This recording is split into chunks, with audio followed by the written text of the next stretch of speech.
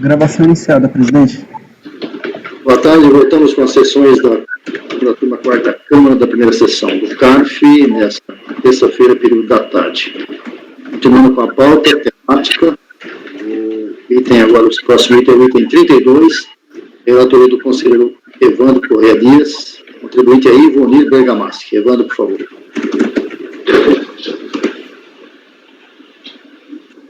Trata-se disso, deixa eu ver, tem dois, né, dele, né? Só um instantinho aqui. São dois processos, 32 e 33. Todos dois são Simples Nacional e são exclusão do Simples Nacional, tá? Só um detalhe, os processos são de anos diferentes, né? Então, assim, aparentemente não são no mesmo instante, né? São momentos bem diferentes. São de anos diferentes, mas o motivo é o mesmo, tá? Ok, então vamos lá. Então aqui trata-se, vamos lá para o relatório. Você está falando agora do item 32? Sim. Então tá bom. Foi exclusão do Simples devido à comercialização de mercadoria, objeto de contrabando ou descaminho. A DRJ manteve o ato declaratório. O contribuinte, ele replicou, né, a sua manifestação de conformidade, ipsiliteris, recurso voluntário, né? Então, eu estou aplicando aqui com base no regimento do CARF, no artigo 50, parágrafo 1º da Lei 9.784/99, eu estou aplicando a decisão de primeira instância aqui que se pronunciou sobre todas as alegações trazidas na manifestação de inconformidade. Vou fazer uma síntese aqui, né? A questão do dispositivo legal, foi com base no artigo da Lei Complementar 123, artigo 29, inciso 7. Né? Ele cita aqui o crime de contrabando ou descaminho, né? E conforme o processo aqui, final de 2013 e 2011, foi decretada a revelia da pessoa jurídica e o perdimento das mercadorias estrangeiras. Então, se configurou o descaminho e apreensão dessas mercadorias. Né?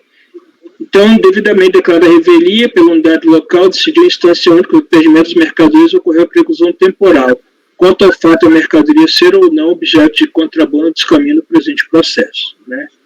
Viabilizando-se a reabertura da discussão quanto ao crime de contrabando e descaminho. Traz jurisprudência no CARF. Então, assim, o contribuinte na manifestação, ele traz alegações quanto ao auto de apreensão. As suas alegações é quanto ao auto de apreensão, e não quanto à exclusão, praticamente, exclusão do Simples Nacional. Ele alega aqui a questão do princípio de insignificância, para o seu valor irrisório, a decisão aqui se manifesta sobre isso, pela não aplicação na esfera administrativa, né? Ele também se ressurge contra a exclusão do Simples Nacional, né? Isso é previsto em lei, a exclusão do Simples Nacional, período retroativo, né? Mas o que... Aqui, ele alega desconhecimento também do fato da mercadoria ter origem em contrabando descaminho. Aí, no acordo se traz a questão da responsabilidade objetiva. Né? Então, isto posto, eu estou replicando também a decisão de primeira instância, estou negando o provimento ao recurso voluntário. Evandro, são dois processos de exclusão do Simples Nacional. Por que dois processos? Né? São anos distintos. Esse aqui... Mas ele já não foi excluído por 3 anos? Não seria isso? Esse aqui foi 2013, né? E o outro foi... Foi o processo em 2015. Né? O outro foi 2015.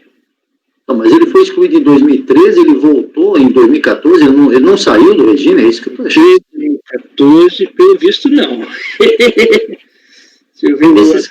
Nesses casos, a exclusão, eu acho que isso é por 3 anos o impedimento, né? 3 anos. Verdade, não observei isso. Mas é estranho, porque como é que ele pode ser excluído de uma coisa que não deveria nem ter entrado? É que, na realidade, eu presumo que, como estava suspenso o primeiro julgamento, E o sistema ainda apontaria que ele estaria no Simples em 2015, quando houve o novo. Isso não justifica, não, mano. O fato é o seguinte, ó, não se sabe o desenrolar do primeiro processo. O outro é referente ao ano calendário 2011. 2011, então tá bom. O processo final 2003 é referente a 2011, ok? Então, 3 anos ele começou de novo em 2014. Isso, 2011, 2012, 2013. E aí reiterou a mesma infração, comercializou de novo. Sim. Tá bom, eu já entendi. Não, mas o processo de 2015 é 2013, Ciccone. Então também antecipou. Tá estranho esse negócio aí. 2011, 2012, 2013. Tá, 2015 é 2013.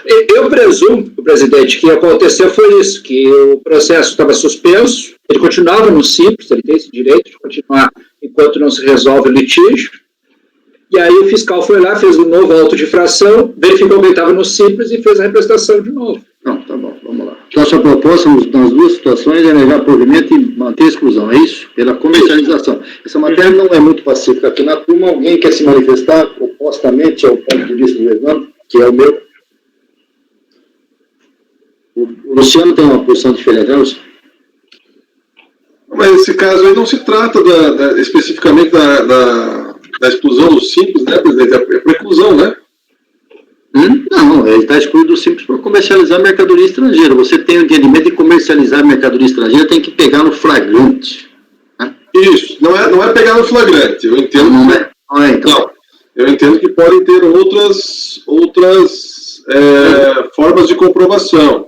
Por exemplo, aquele outro processo, eu entendi que, pelo fato de ter a declaração de importação e a mercadoria não estava constando toda na loja, parte apenas, eu entendi que havia uma comprovação material de que efetivamente teria sido comercializado. Então, vamos lá. A proposta do relator é manter a exclusão já feita pela DRJ em 2 processos. Marco. Só para deixar esclarecer aí, o Evandro deve saber melhor, né? O processo, pelo menos o que nós estamos julgando agora, 32, foi uma auto-infração de contrabando, que é mercadoria de cigarros. Cigarro, isso é. Cigarros proibidos, é proibido. Sim. Então, é um caso de contrabando. E eles estavam expostos na loja, no ponto de venda. Sim. Então, eu sinceramente... Isso aí para mim nem é relevante, está exposto ou não. Não, mas é que eu só quero corroborando com o raciocínio do Luciano, né, que isso aí não é comercializar, mas então eu acompanho, não tenha dúvida. Pagando. Com o relator, presidente. Conselheiro Júnior. Com o relator. Iágaro. O relator. Paulo.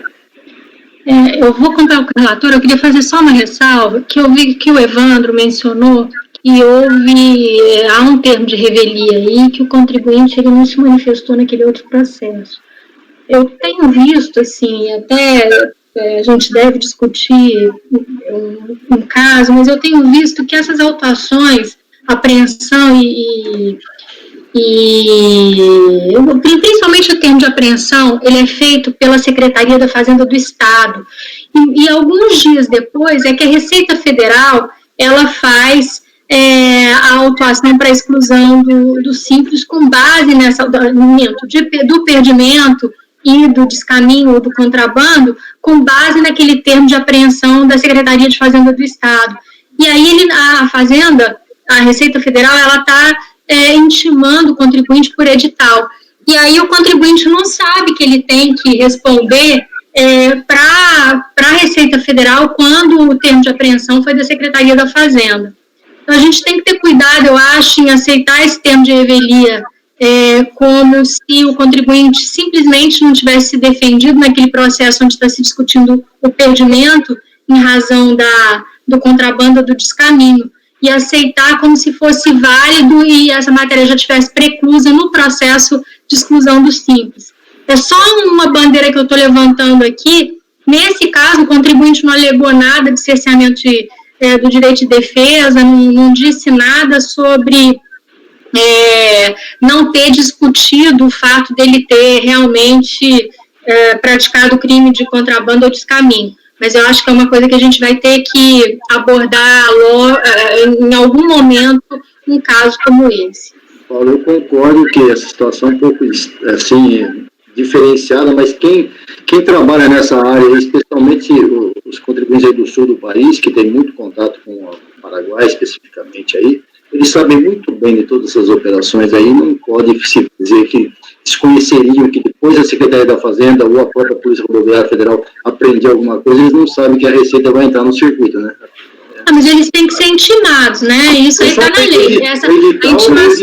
O edital faz parte da intimação, né? Iago, você que é um... eu só... para deixar a Paula um pouco mais confortável.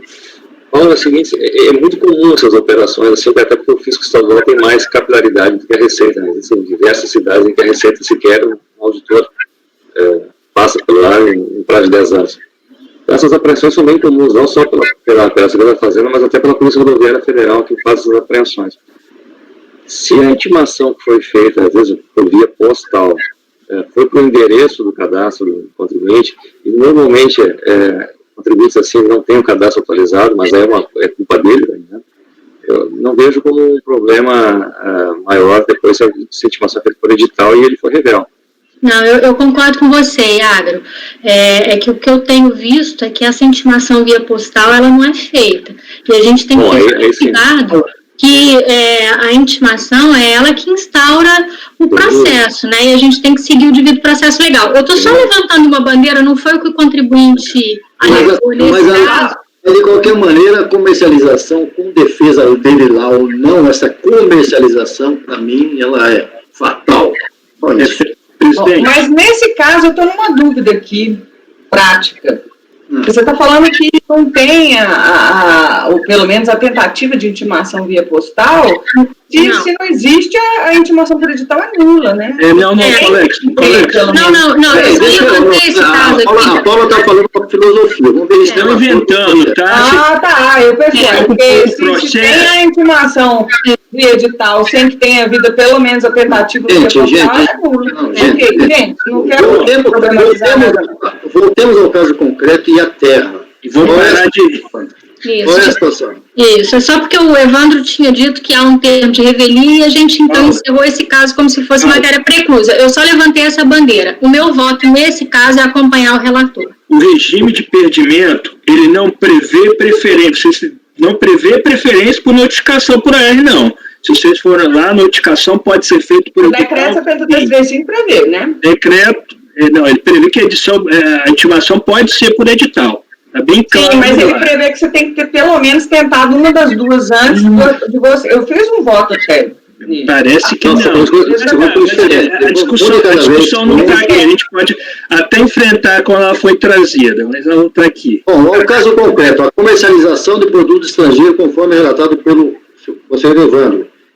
Exclui o contribuinte, sim ou não? A proposta dele é essa, estamos votando, já votamos todos, vocês aí, eu ainda não, Paula. Eu já votei e disse que nesse caso eu acompanho o relator. Luciano. Presidente, divide, presidente. Eu já sabia. Eu já votei, Ciccone? Sim, senhor. Porque, né, eu estou viajando aqui, desculpa. Você está filosofando, é isso aí. Não, é porque começou uma discussão no meio do caminho, eu já não sei se estavam votando, se não estavam. É brincadeira.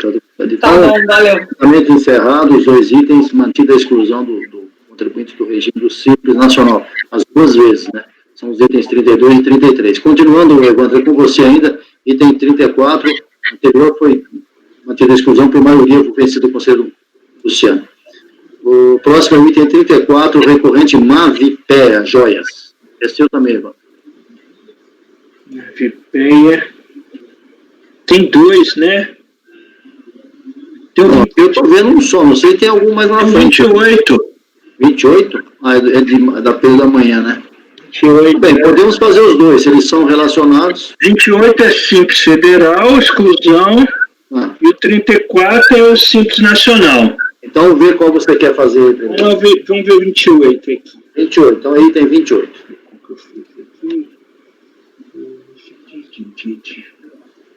Enquanto você relata, eu vou fechar a janela que está chovendo. Espera aí.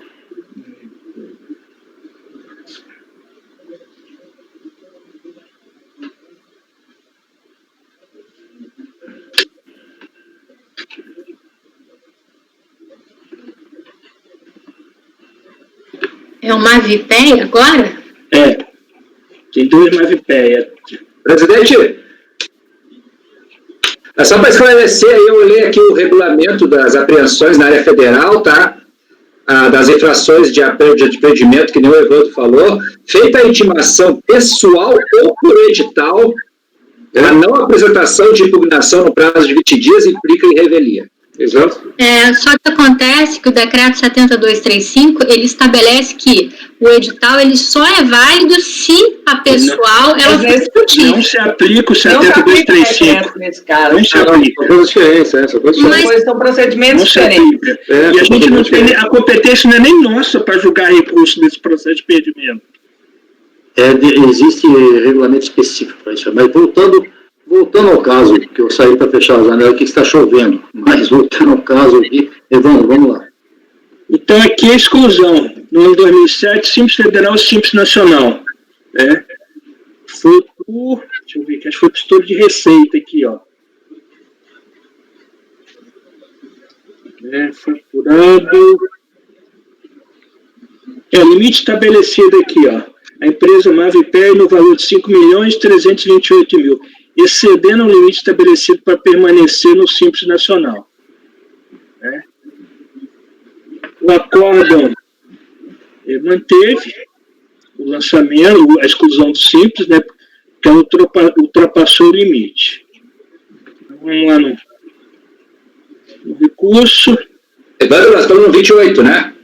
É igual, o 28 e o outro é o mesmo. Tá bom. Os mesmos fatos. É do ano 2007, ele foi excluído do Simples Federal e de Nacional por estourar a Só para receita. acompanhar o acordo, desculpe. Só para acompanhar Não, desculpa. É o mesmo. Esse aqui, bom, resumindo, Evandro, esse aqui é o Simples Nacional, é isso. O outro depois é o Federal. Tá O Federal, não, o 28 é o Federal. Deixa eu ver aqui. A gente não confundir, eu anotei aqui. O 28 é o Federal e o 34 é o Nacional, tá? Ok? Então vamos lá o voto, né? Então, pera só um minutinho, por favor. Então, eu sei que você vai ajustar essa emenda ainda, mas essa emenda está com o Simples Nacional, tá? Tá errado a emenda. Ok, então tá bom. Então aqui é o Simples Federal, vamos lá. Então aqui foi por um procedimento fiscal que identificou o estouro de receita, né? E aqui, esse aqui é o processo de exclusão do Simples. Não o processo de lançamento, não. Né? A manifestação do contribuinte é bastante confusa. Né? Quase que não se instauram a lide. Por quê? Ele vem trazer argumentos quanto ao lançamento e não quanto à exclusão do Simples. Ele praticamente não se defende da exclusão do Simples. Ele se defende do lançamento que não foi realizado nesse processo. Né? Mas por ele ter citado o ato declaratório lá, o órgão colegiado acolhe, ele consegue lá tecer algumas considerações sobre a manifestação. Né? Então aqui, a recorrente afirma que a autoridade julgadora ACOR tangencia seus argumentos, no sentido que o processo referente à exclusão do Simples Federal encontra-se suspenso até que se decida o crédito tributário lançado através do auto infração, consubstanciado no processo final 2011-54. Esse outro processo aqui é do lançamento. Aqui, no recurso voluntário, ele é um pouco até mais claro no argumento. Esse argumento dele não está tão claro na manifestação. Qual é o argumento dele? Que já que ele impugnou o lançamento, está suspenso o lançamento, então não se poderia fazer a exclusão dele do Simples Federal nem do Simples Nacional. Basicamente é esse o argumento dele. A recorrente alega que o órgão julgador agiu com parcialidade, pois antes de exaurir as etapas de discussão administrativa, deu os fatos como provados e recusou os argumentos quando o contribuinte pleiteou o direito à ampla defesa que seu entendimento lhe foi negado. Né? Na leitura da manifestação, verifica que os argumentos ouvidos pela recorrente dizem respeito ao lançamento do crédito tributário, matéria não contida no presente processo. Nesse sentido, o acordo é recorrido. Né? O efeito suspensivo previsto no artigo 3.3 do Decreto 7232 refere à suspensão da cobrança do crédito tributário lançado no processo final 2011-54. Todavia, não há previsão legal para a suspensão do processo de exclusão do simples decorrente do excesso de receita verificado em procedimento no qual se originou o lançamento do crédito. Em outras palavras, o lançamento do ofício do crédito tributário decorrente de omissão de receita no simples não impede o órgão fiscal de proceder à exclusão do simples de ofício, ainda que o lançamento estivesse pendente de decisão definitiva na esfera administrativa.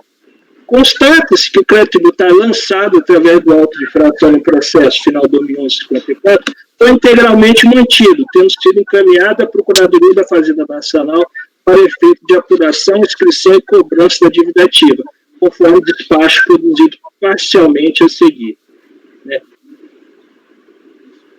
Ele alega também a vedação... Não, aqui não, desculpa. Então não vou entrar no mérito aqui não, gente. Não chega a entrar no mérito na questão aqui.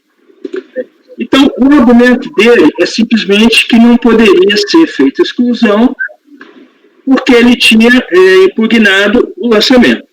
Ok. Eu entendo o quê? Que não, que estava suspenso o crédito tributário, mas a Receita Federal poderia, sim, proceder à exclusão do Simples Nacional. É claro que o resultado final estaria dependente da apuração de omissão de receita lá. Conforme eu constatei aqui, esse crédito foi integralmente mantido do lançamento. Então, portanto, eu estou negando provimento ao recurso. Propôs o relator negar provimento ao recurso.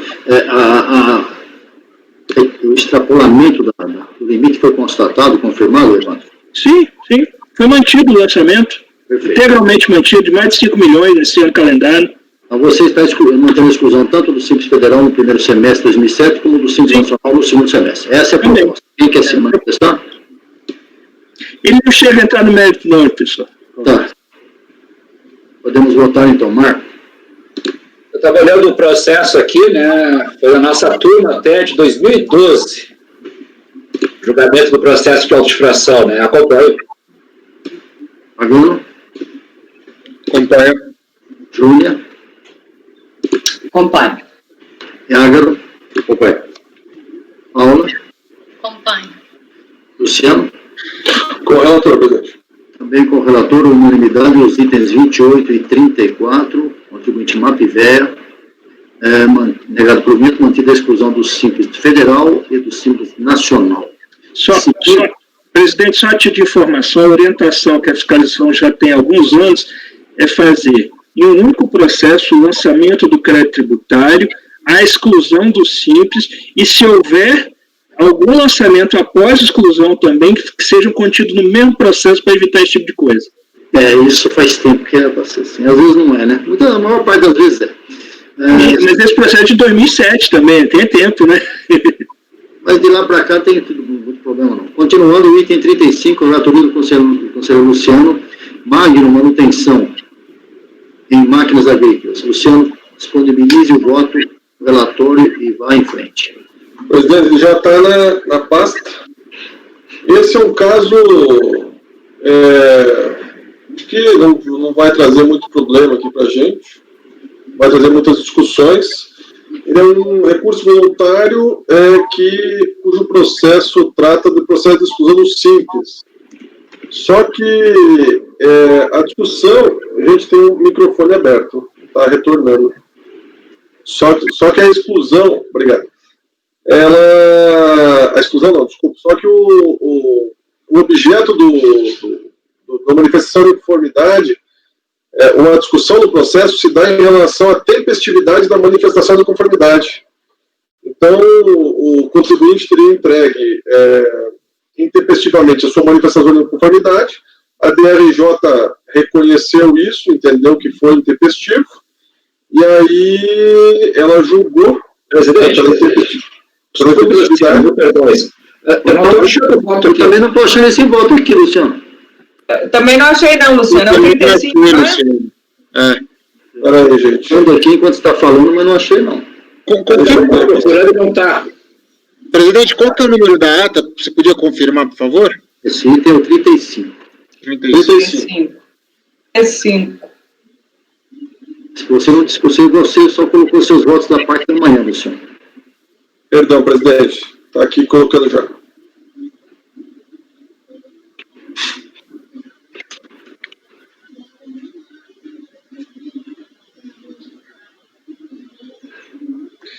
Tranquilo, Luciano. Você quase nem participa da sessão hoje, então tá tranquilo. Hoje é o dia, acho que é final de ano, viu, Pagano? Não, final de ano tá todo mundo cansado, fim de ano, última sessão do ano. Eu vou dizer que eu tô precisando de umas férias, viu? Faz 10 meses que não tem viagem para Brasília para trabalhar no CAIF lá. Então, querem férias? Você vai ver a sequência que a gente vai ter de julgamento quando a gente voltar para Brasília. Aí você vai querer férias. Aí... já coloquei. Está lá ou não? Vamos lá. Já está. Tá. Ok, desculpem, gente, mais uma vez. Voltando, então, ao relatório. Trata, então, o recurso voluntário, ele trata apenas da questão da tempestividade. E aí eu vou já para tempestividade do recurso, né, não da discussão do objeto do recurso, que seria a tempestividade da manifestação. Né.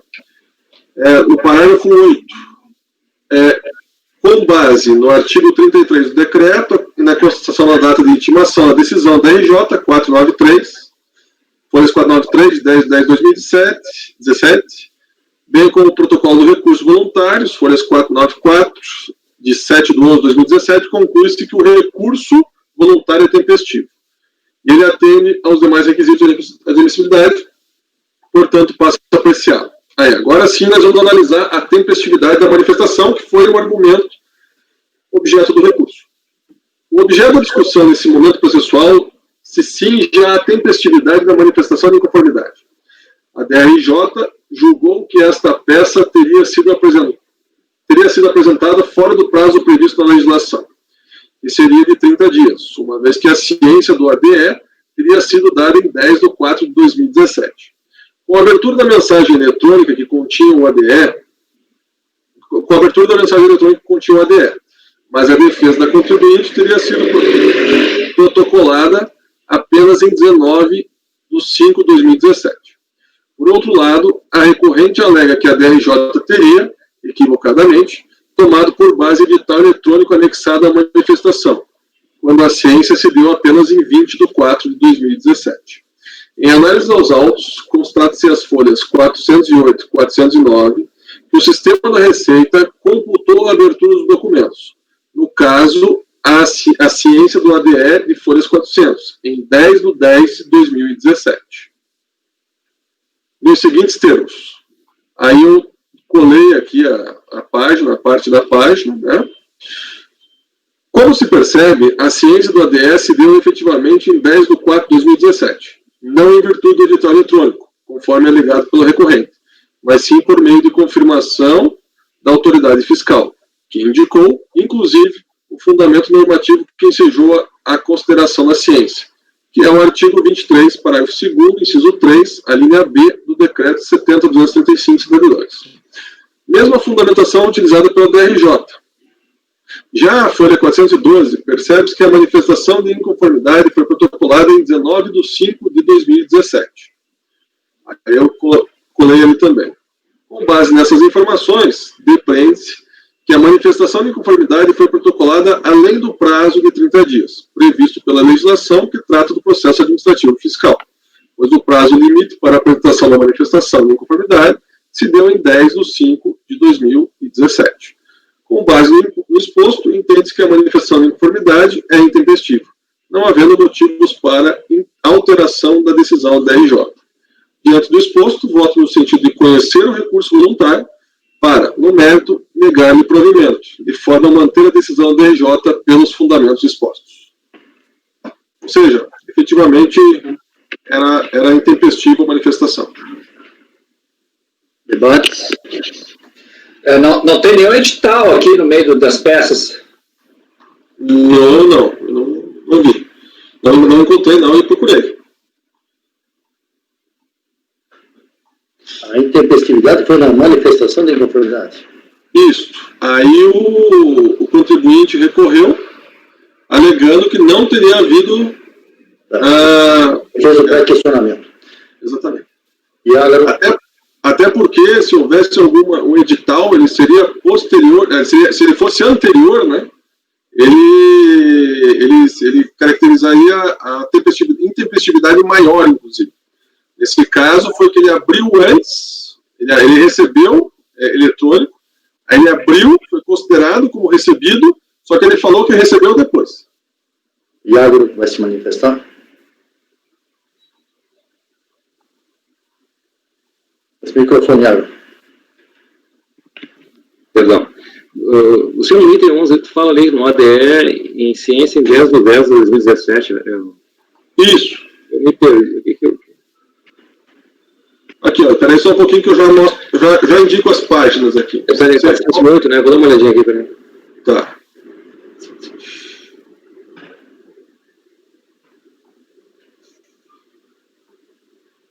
Isso, o ADE está folhas 400. Tá? As folhas 400, sempre quando eu falo em folha, gente, é eletrônica. Eu sempre falo eletrônica, nunca falo outra. Se eu falar outra, eu especifico.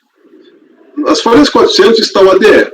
Aí, as folhas 408 e 409 está a certificação da autoridade administrativa. Olha lá, ó, as folhas 408.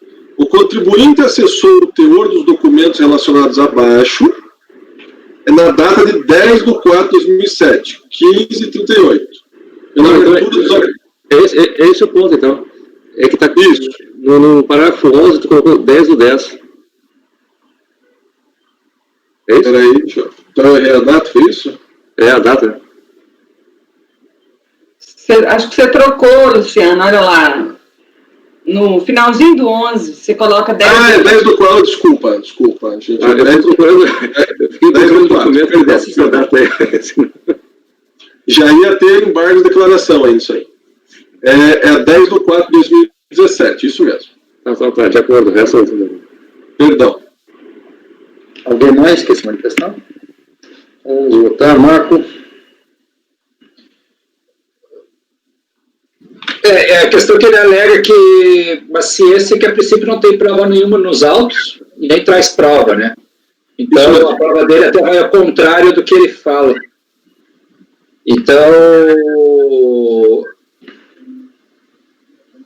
a ciência dele é meio ficta para ele, né? Ele só tomou ciência quando o setor responsável passou para ele.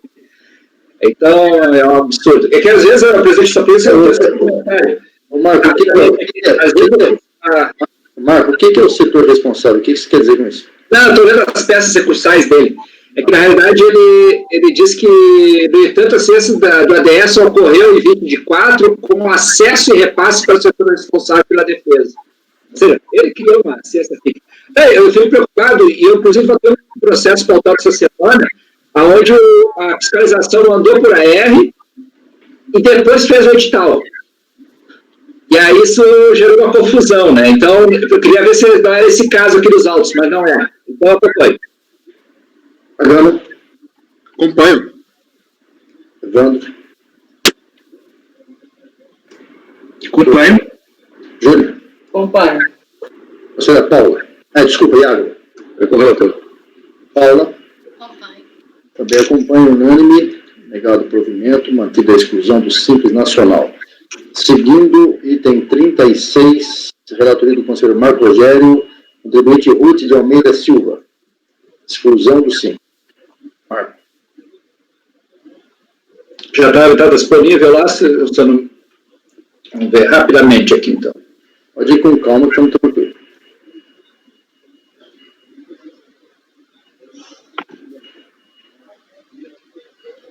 Vamos lá. Tempestivo. Conforme já relatado, o presente processo versa sobre exclusão do Simples Nacional decorrente da existência de débitos sem exigibilidade suspensa.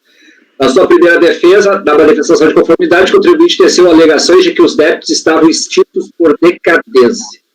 Os débitos são os seguintes, eu anexei a imagem aí, de vários períodos. A decisão do DRJ em análise dos fundamentos para a exclusão, anexou os autos telas do sistema da Receita Federal que confirmariam a situação de exigibilidade dos débitos nos seguintes termos. A telas dos sistemas revelam que os débitos motivadores da exclusão remanesciam em situação de exigibilidade após o término de regularização. Na sua decisão, não abordou diretamente em nenhum momento a questão da decadência, mas entendo que foi superada pelas análises procedidas pelos sistemas da Receita Federal. Apesar de não detalhar tais informações, ali fica evidenciado que há débitos e cobrança no momento que foram extraídos as telas, 27 de 11 de 2015, ou seja, são valores já constituídos, não sendo mais alcançados pela decadência, como alega recorrente, a não ser que seja questionada a própria cobrança, que não há conforme os autos. Assim, procede todas as alegações de contribuintes tais débitos estariam decaídos. Como é consabida a decadência prevista no artigo 150, com a perda de direito, assim constituído, não há se falar mais decadência, a não ser a própria cobrança do respectivo débito, o que não consta no momento dos autos. O contribuinte alega, agora recorrente via incidental no processo de exclusão do Simples Nacional pela existência de débitos e cobrança, sem elegibilidade suspensa, tenta suscitar tal questão através de forma um tanto quanto genérica e nada comprovando. Assim, procede as alegações de nulidade de decisão, e no mérito também procede, porque até o momento não regularizados, como já dito, há débitos até o momento não regularizados e nem cancelados, que sob a previsão legal estejam a exclusão do Simples Nacional do contribuinte a partir de 1 de 1 de 2006. Considerando o exposto acima, voto no sentido de negar o provimento. As alegações dele foram muito genéricas, esses débitos além de decaídos, etc., mas não tem nada a ver. Exclusão do Simples, mantido, virou conselheiros, por existência de débitos. Pois não, desculpa, Jânio. Não vai, no final, agora que eu vi que não vai ser relevante, não, porque tem débito aqui de 2012. Mas também, porque o que acontece? Claro que se já estava lançado, inscrito, não há que se falar em decadência, mas eventualmente, se ele não tivesse sido ajuizado, você poderia falar em prescrição, que também é causa de extinção do crédito tributário, né? Não, mas aqui não mas tem débito aqui de 2012, então... Não. E não é caso de prescrição, porque os débitos estão... na realidade, a relação dos débitos, né, o Júnior, eles são um período de apurações, eles já estavam em cobrança nesse momento, já estavam em dívida ativa. Então, na realidade, eles foram constituídos, ou de CPF... Na verdade, o que acontece? A inscrição em dívida ativa, ela não é causa de suspensão da prescrição, né? O que é realmente ajuizamento, tem a decisão da STJ, mas é irrelevante, porque eu estou vendo aqui que tem débito de 2007 até 2012, então provavelmente tinha algum débito em aberto, mesmo que eventuais débitos que tivessem prescritos. Entendeu? Eu desconfio que foi um cancelamento de parcelamento para aparecer esses débitos aí, tá? Mas ele não usava nenhum. Ok. Votando, pagando. Com o relator, presidente. Aquela condição que você coloca, às vezes, você não... Nesse caso, nada. Mas nesse caso, ele não tem... O débito não está pago integralmente, tá? Foi cancelado o pagamento. Nos autos, em nenhum momento ele fala que foi regularizado. Com o relator. André. O relator. Júlia. Com o relator. Iángaro. Com o relator. Paula. O relator. Luciano. Com o relator, presidente. Também com o relator. Unânime. Negado provimento, mantida a exclusão. Marco, eu continuo com você. Item 37, Adélia de Souza Pinto. Vou aqui rapidamente me relembrar desse caso. Tá, aqui é o caso que acabei de comentar até. Aqui é a decisão, a COR, foi não conhecer, porque estaria intempestiva a manifestação de conformidade. A minha emenda, que acho que já resume tudo ali. Se lembra da emenda, já entende todo o processo. O fato é o seguinte: o contribuinte, ele foi mandado uma AR para ele. Eu acho que esse AR demorou um pouco para retornar. Aí o fiscal fez um edital. A autoridade fiscal lá fez um edital. E aí Então, o que aconteceu? Houve 2 atos de ciência. O contribuinte, eu até vou ler aqui, presidente, que é curto, né? Uma folha de ler. Pode ler. A questão prejudicial a ser discutida nos autos é o fato do contribuinte estar ou não intempestivo quando apresentou sua manifestação, que gerou a decisão de não conhecimento da instância administrativa ACOP. Na sua peça recursal, tem essas seguintes abordagens. Alega que o AR não demonstra essa ciência, pois não deveria ser recebido por pessoa ligada à empresa e reitera que nunca recebeu correspondência relativa ao AR. Por consciência do edital, na data dele constante, se encaminhou para a entrega da manifestação de conformidade, tanto que esta foi tempestiva, essa é a alegação dele. O que tange a primeira linha de defesa do contribuinte não acompanho, que o AR não serviria tal, já tem a súmula CARF número 9, para mim isso aí é tranquilo, tem o AR nos autos e está aprovado.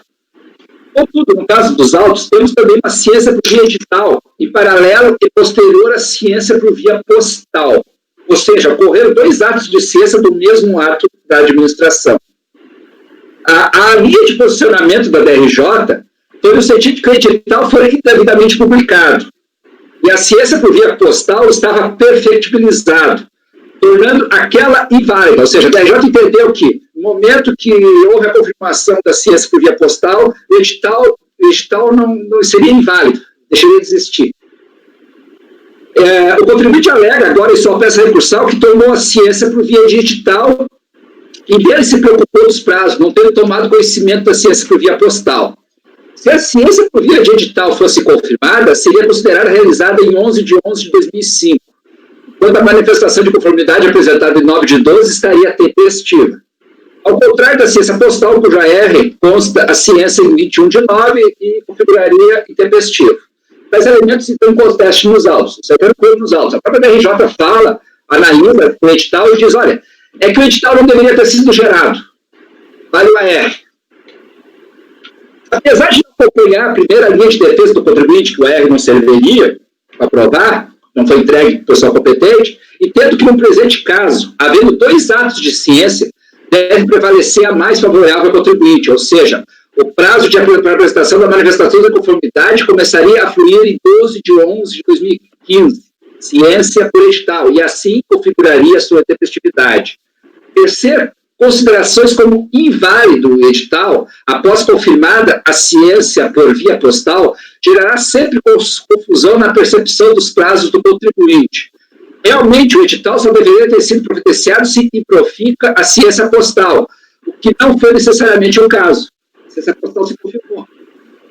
De qualquer forma, ocorrer do edital e sua respectiva ciência não dá para desconsiderá-lo no plano da existência, quando retorna o AR confirmando a ciência por via postal.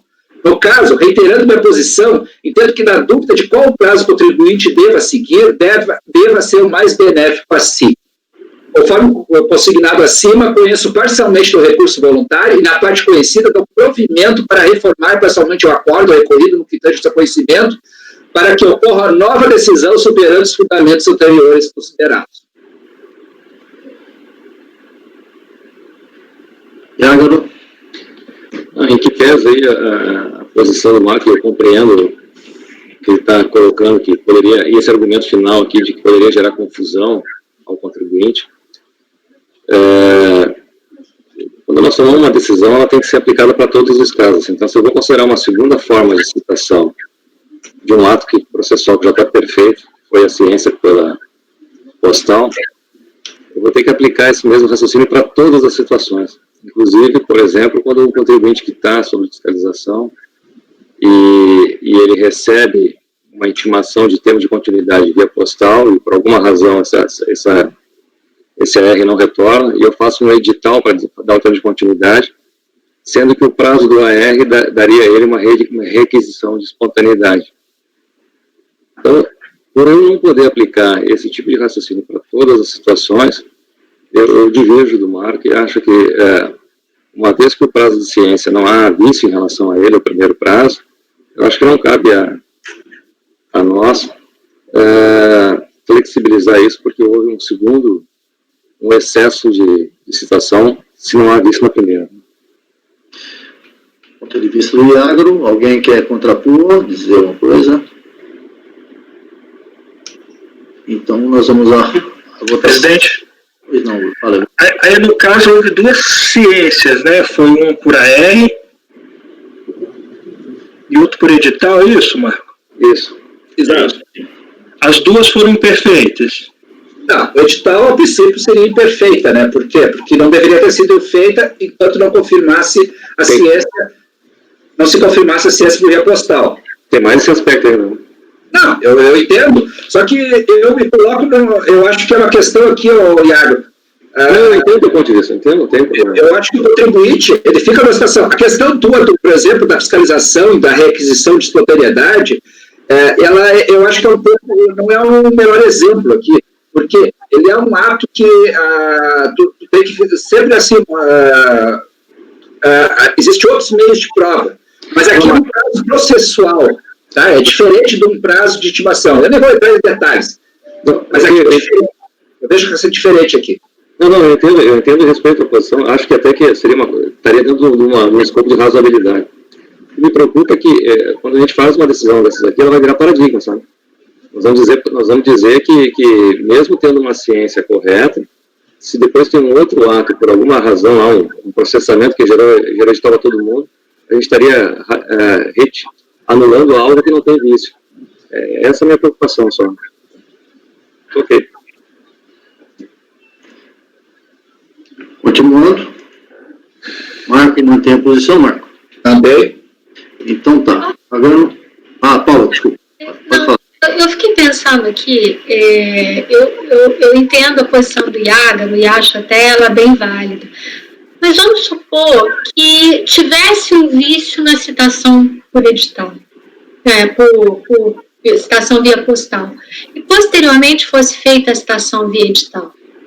O contribuinte, né, imagine o seguinte, olha, houve uma citação posterior por edital, por que então haveria uma citação por edital? Ora, ele pode ter entendido, né, ou uma segunda citação ou intimação pode levar o contribuinte a pensar de que houve vício na primeira, por algum determinado motivo. Então, poderia levá-lo realmente a uma confusão.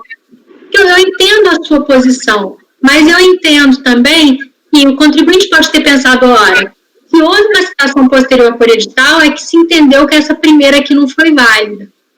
Então, pode ser que esse ato, né, o segundo ato da Receita, ele venha substituir o primeiro, assim como a convalidação de um ato. Eu estou contando aqui, sabe, eu entendo sua posição, mas eu sempre me coloco assim, o que um contribuinte poderia pensar, né? Será que um ato posterior, ele não substitui o primeiro?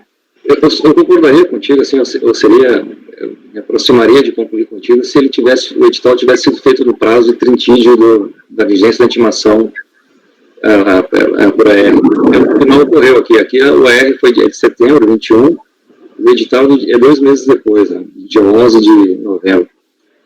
Eu entendo o que o Marco está colocando, entendo o que você coloca, eu só me preocupo porque a gente está criando um paradigma, né, que vai depois servir para casos, para a Câmara Superior, uma série de outras implicações que vão ter. Isso é um tema muito delicado, essa questão das intimações, sabe, artigo 23 do 4. Mas eu me curvo a maioria isso, assim. Não, claro. Agora, Mais, Paulo. Não, pode ser também que o edital ele tenha sido publicado só 2 meses depois, porque o Correios, por exemplo, demorou a entregar a comprovação. A gente já está presumindo, tá certo? Aí já não dá, aí já não. Já é loucubração, tem razão. Marco, mantém, pagando. Eu vou acompanhar o relator, presidente. Eu entendo o receio do Iago em se criar aqui uma possível jurisprudência, mas eu acho que devido à especificidade do caso, peculiaridade, eu acho que vale a pena acompanhar o relator. Evandro. Essa é uma tese que, inclusive, a gente já aplicava lá na fiscalização, quando tinha 2 atos de intimação lá. Vou entrar nos motivos. Os motivos podem ser os mais diversos. Você pode achar que um não teria efeito, um teria problema. Não vou entrar nesse meio.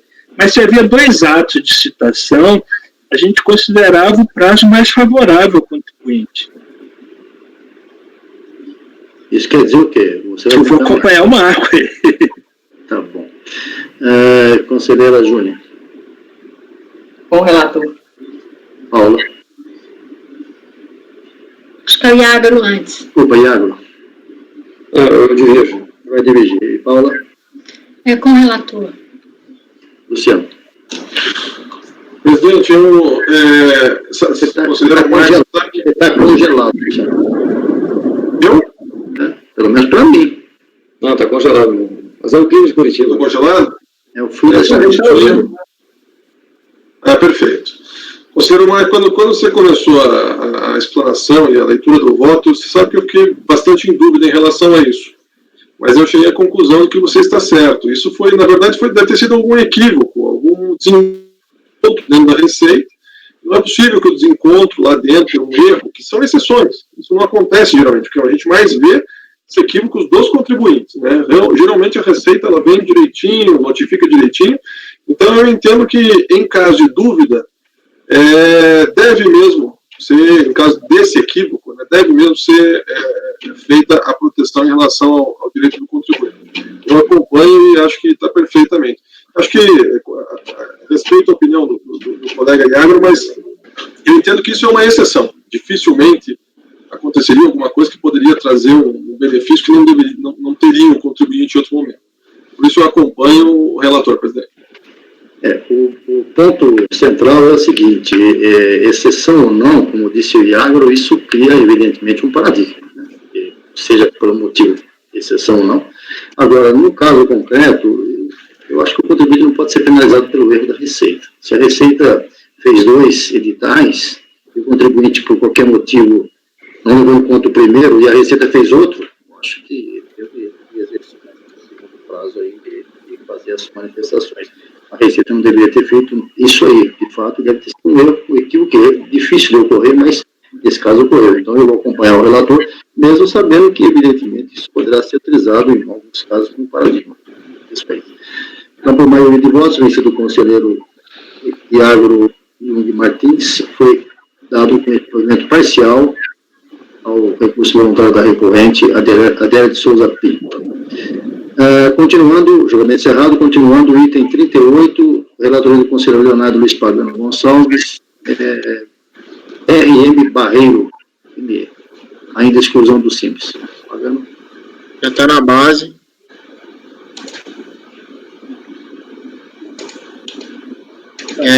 Trata-se de recurso voluntário, interposto face à acordo proferido pela delegacia, que decidiu manter a exclusão da recorrente do Simples Nacional devido a débitos sem exigibilidade suspensa junto à Fazenda Pública e débitos inscritos em dívida ativa. Vocês estão me escutando? Porque está caindo um temporal aqui em casa. Está caindo aqui também, mas estou te ouvindo. Estou te escutando, Pagano. Perfeito. A recorrente foi excluída do Simples Nacional, com efeitos a partir de 1º de janeiro de 2016, por possuir débitos junto à Fazenda Nacional sem exigibilidade suspensa. Nos períodos de 4 a 5 de 2015, inscrição em dívida ativa. A recorrente ofereceu manifestação de conformidade, alegando que parcelou os débitos que causaram a exclusão, tendo recolhido a primeira parcela dos débitos do Simples Nacional, e encontra-se em processo de concessão de parcelamento o débito junto à PGFN. A da RJ manteve integralmente, né, o ato de exclusão, por ter constatado que o parcelamento do débito inscrito de dívida ativa tinha sido cancelado, não se encontrando suspensa a exigibilidade do débito registrando a seguinte emenda. Passa ao voto. O recurso é tempestivo e por isso eu admito. Como a matéria dos autos trata apenas da exclusão da recorrente do Simples Nacional, os argumentos de defesa são relativos ao parcelamento dos débitos tributários juntos à Fazenda Nacional, entendo que antes de confirmar o acordo recorrido, devemos esclarecer se realmente a recorrente parcelou os débitos que a fiscalização entende não estarem suspensos. Dos débitos que ocasionaram a exclusão do Simples Nacional, um foi inscrito em dívida ativa e outros estão sendo tratados e exigidos pela Fazenda Pública Nacional. A recorrente alega que parcelou todos os débitos e acostou manifestação de conformidade de documentos que demonstram o parcelamento. O acordo informa e coleciona no voto condutor que consta no sistema que o parcelamento do débito inscrito de dívida foi cancelado, encontrando-se em aberto. Resultado da consulta e inscrição localizada nas folhas 18/23. Assim, assiste razão ao acordo recorrente que demonstrou, por meio de pesquisa, que a recorrente não manteve ativo o parcelamento do débito inscrito de dívida ativa, restando regular apenas o parcelamento dos débitos junto à Receita Federal, à Fazenda Pública. Ademais, com exceção do recibo de adesão ao parcelamento acostado à manifestação de conformidade, a recorrente não trouxe aos autos documentos que comprovam o pagamento do débito cuja exigibilidade não se encontrava suspensa no momento em que foi expedido o ADE de sua exclusão do Simples. Assim, como não constam nos autos provas robustas demonstrando que a recorrente realmente quitou ou suspendeu a exigibilidade do débito até o presente momento, entendo que o acordo recorrido deve ser mantido em seus termos. Dessa forma, voto por manter a exclusão da recorrente do Simples Nacional nos termos do acordo recorrido. Pelo exposto, conheço e nego o provimento ao recurso. É como eu voto. Alguma dúvida? Alguém quer se manifestar? Acho que tranquilo, né? Marco? Acompanhe. Segunda? Acompanhe. Júlia? Com o relator. Iágaro? O relator, só um reparozinho na emenda, não sei se vai depois mexer. A emenda eu não fiz. Eu só falei isso por causa do embalo que a gente teve hoje de manhã, que é o mesmo. Presta atenção. Agora eu só refaço a emenda, eu não deixo mais a emenda pronta para não ter problema. Ok. Mas porque grande parte dos meus votos eu sou vencido, né? E aí eu acabo tendo que... Nem sempre, Pagano. Agora tu não está sendo, né? Agora está sendo... Você não teve um voto vencido ainda, Pagano? Tem que prestar atenção, porque agora a Procuradoria está embargando de emenda. Pois é, Não não, é nem de emenda, é de título da emenda. Pois é. O relator presente, viu? Paula? Com o relator. Luciano? Acompanho o relator, presidente. Também acompanho, unânime. Seguindo, pagando é com você ainda, o item 39, Gouveia e Lopes, corretora de seguros. Exclusão do Simples. Vamos lá. Também é uma exclusão do Simples, né? O acórdão, o recurso voluntário sobre o acordo da LRJ, que decidiu manter a exclusão da recorrente do Simples Nacional, devido a débitos sem exigibilidade suspensa junto à Fazenda Pública e débitos previdenciários. Aqui eu acostei os débitos na planilha abaixo. A recorrente ofereceu manifestação de conformidade, alegando que parcelou os débitos que causaram a exclusão, mas o pagamento do DARF da consolidação teve preenchimento incorreto, porém, foi realizado pedido de revisão do parcelamento ainda em análise. A DRJ proferiu acordo mantendo integralmente a exclusão, por ter constatado que o parcelamento tinha sido cancelado e nem todos os débitos tinham sido regularizados, registrando a seguinte emenda. Passo ao voto, presidente. Recurso é tempestivo e possui os requisitos previstos em lei, motivo pelo qual deve ser mantido. Como a matéria dos autos trata apenas a exclusão da recorrente do Simples Nacional, os argumentos de defesa são apenas relativos ao parcelamento dos débitos, tributário junto à Fazenda Nacional e à Previdência, entendo que devemos esclarecer se realmente a recorrente parcelou os débitos que a fiscalização entende não estarem suspensos. A recorrente alega que parcelou todos os débitos e acosta sua manifestação de conformidade documentos que demonstram o parcelamento. O acordo informa e coleciona no voto condutor que consta no sistema o parcelamento dos débitos, que o parcelamento dos débitos foi cancelado em 12 de 11 de 2015, antes de ter sido proferido o ADE. Vejamos. Deixa eu passar. Aqui eu colecionei a figura, né, que fala sobre o parcelamento. Só para colecionar a parte da pesquisa que está dizendo assim, inicialmente, nos autos do processo de 2015-81, que trata de revisão de consolidação de parcelamento, vez que o defendido parcelamento foi cancelado em 12 de 11 de 2015, antes mesmo da data do ADE, folhas 15 dos autos. E aqui está o slide, né, a figura da consulta que foi feita.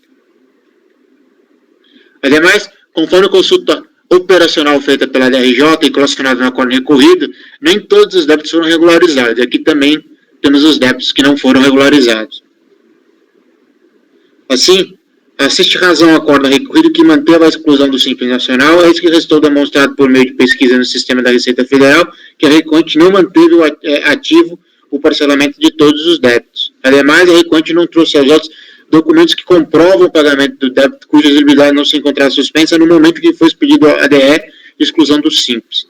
Dessa forma, como não consta nos autos provas robustas, demonstrando que a recorrente realmente quitou ou suspendeu a exigibilidade do débito até o presente momento, entendo que o acordo recorrido à exclusão do Simples Nacional devem ser mantidas em seus termos. Conheço e nego o provimento ao recurso. Acho que é tranquilo, mas se alguém quiser se manifestar. Pode colher os votos, então, Marco. Acompanho. Evandro? Acompanho, relator. Júlia? Com o relator. Conselheiro Iagro? Paula? Com o relator. Luciano? Relator, presidente. Também acompanho, unânime, negado o provimento, mantida a exclusão do simples. Ainda com você pagando item 40 da pauta, mesmo tema, exclusão do simples, contribuinte pró-imagem, comunicação. Também é um recurso voluntário interposto face à quarta delegacia que decidiu manter o ADE de 9 de 9 de 2016 de exclusão da recorrente do Simples Nacional devido a débito sem exigibilidade suspensa junto à Fazenda Pública, com efeito a partir de 1 de 1 de 2017. A recorrente ofereceu manifestação de conformidade, alegando 1, não recebeu via correio a ciência do ADE, 2, a cobrança passa a ser indevida, pois o órgão competente da data prévia não enviou em seu sistema o protocolo de recebimento da GFIP, gerando esse valor, e 3, considera-se denúncia espontânea o procedimento do infrator que regulariza a situação que tenha configurado a infração antes do início de qualquer ação fiscal. Relacionada com a infração, dispensada a comunicação da correção da falta da Receita Federal. A DRJ manteve a exclusão, negando todas as alegações da manifestação de conformidade, registrando a seguinte ementa, a interpôs recurso voluntário, repisando os mesmos argumentos de impugnação, informa que parcelou o débito objeto da DE.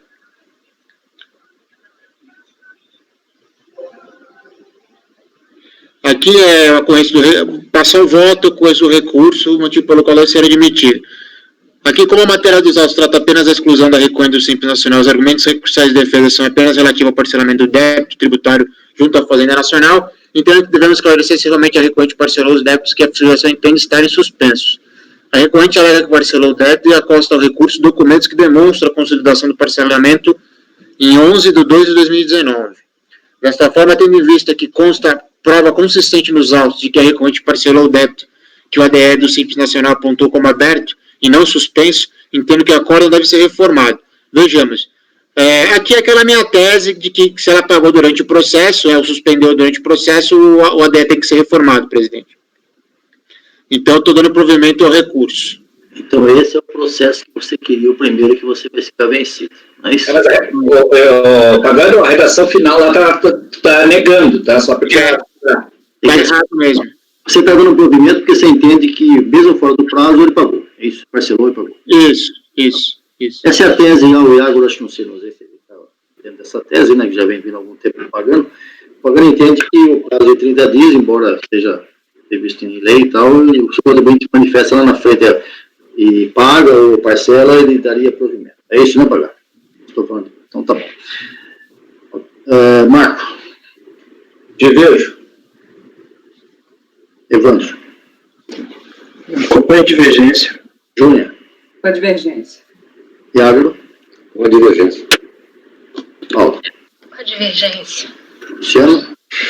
Com a divergência, presidente. Também acompanha. Júnior faz o voto vencedor. Ok, Júnior? Seguindo, ou pagando. Se o problema ser vencido, foi vencido agora. Tá? Então, inaugurou agora. Continuando, ainda com você. Item 41. Ainda exclusão do Simples, Mega Forte. Indústria e Comércio. Item 41. Vamos lá, já está na base.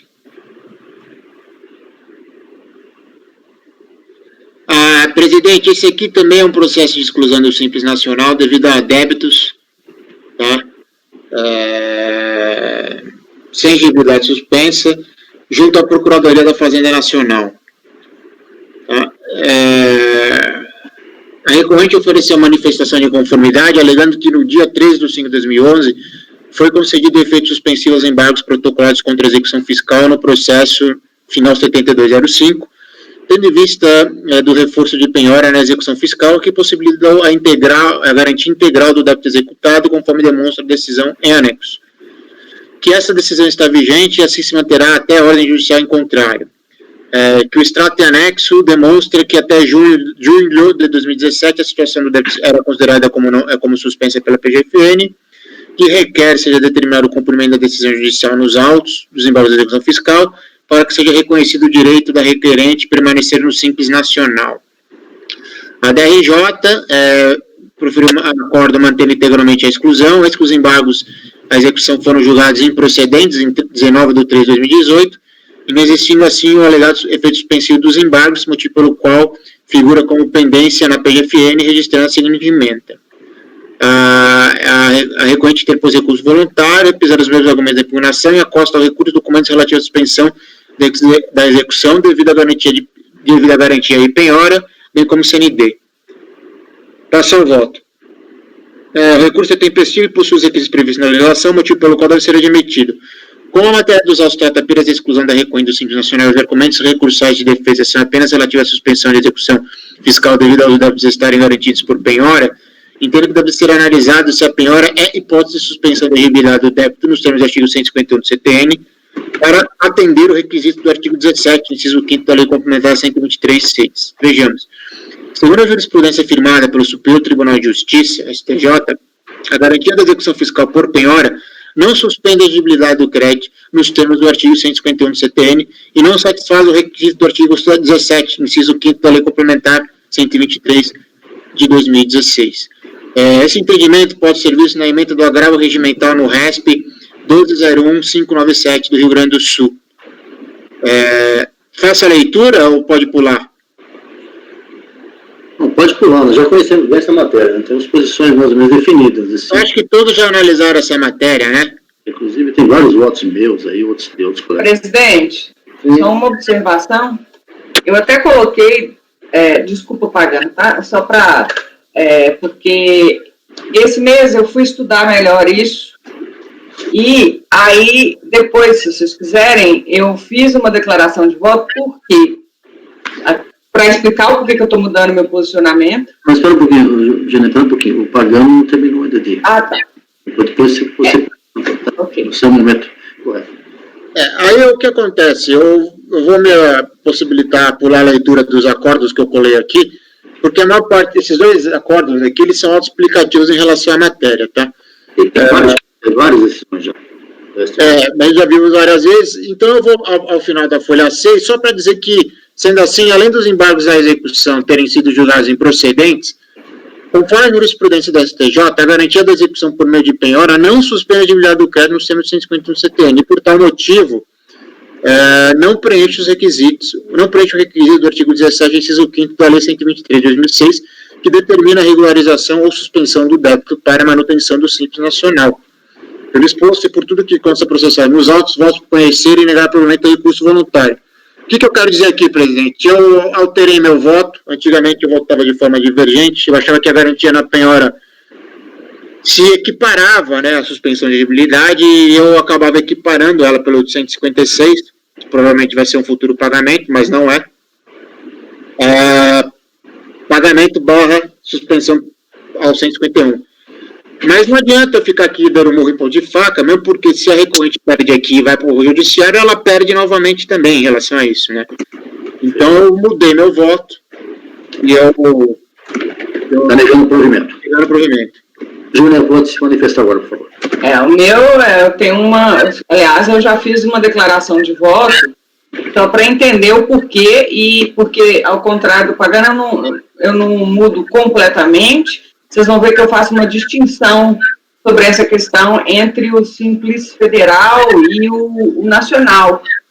Se a gente ler até só para que vocês vejam aonde eu estou mudando o meu argumento, está aí dentro da minha pasta, eu coloquei como declaração de voto, que eu vou, inclusive, já manifestando aqui a minha intenção de apresentar a declaração de voto. Tá? Essa questão aqui é o ok? Começo a declaração reconhecendo que o STJ efetivamente não considera similar a exigibilidade do crédito tributário com a questão da penhora, e eu coloquei, de fato, a penhora não consta dentre as hipóteses de suspensão da exigibilidade. Isso, no entanto, não significa que a penhora tenha efeitos distintos das hipóteses de suspensão. Tanto assim que o CTN trata, no seu artigo 206, das hipóteses de emissão de certidão positiva com efeito negativo. Aí é a história do 206. Em termos muito simples, se o contribuinte interessa de certidão negativa com efeito positivo e tivesse seu débito garantido por penhora, teria o direito de obtê-la. Diante disso, questiono, poderia a Receita Federal recusar a opção do simples de contribuinte que fizesse juntado de uma certidão positiva com efeito de negativa? Isso porque, se promovesse a juntada da certidão negativa de débitos,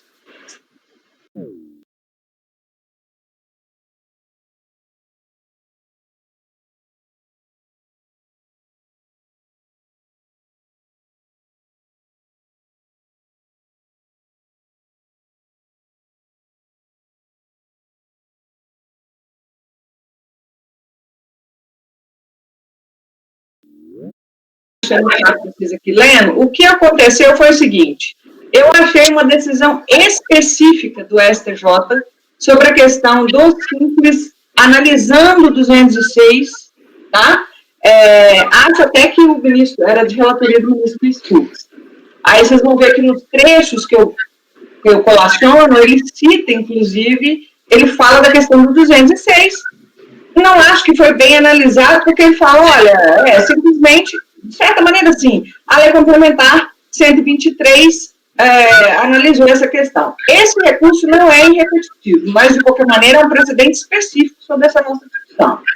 E aí, quando eu fui analisar melhor, o que eu entendi foi o seguinte, analisando melhor a questão, entendo que o raciocínio quanto à equiparação dos efeitos da certidão positiva com efeito de negativa poderia ser perfeitamente aplicado às exclusões relativas ao Simples Federal. Isso porque, sendo a Lei 9.317 lei ordinária, não poderia estabelecer limitações ao Código Tributário Nacional, ao qual foi recepcionado com status de lei complementar.